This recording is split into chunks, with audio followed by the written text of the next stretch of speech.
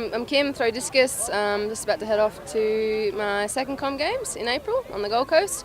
But yeah, I started under 6, a little lass. I did a whole bunch of different sports when I was young and always just loved athletics, always loved throwing.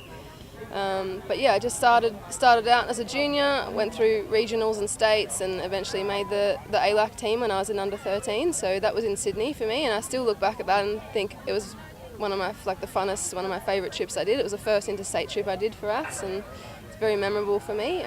Did 3 events there, shot, disc and jav, and came home with a couple of medals. So just a great time, met some great friends on that trip, and that really sort of sparked my interest from there to keep throwing.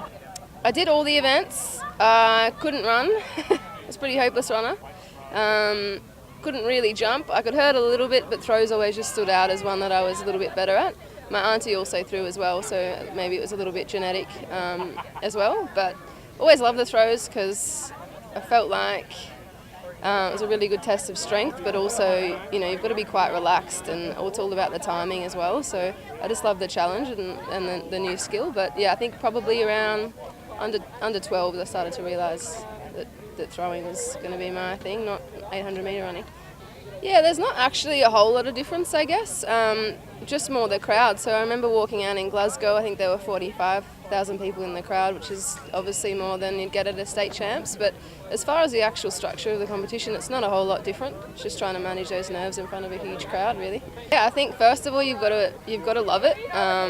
You know, it's not always going to be easy, and you're not always going to be winning. So you have to really love training, and you have to really love doing it. But I think, you know, if you have this even like a tiny bit of interest in it, you may as well give it a go now while you're young, and give it a really good crack, because it can really take you places that you never thought even possible. So.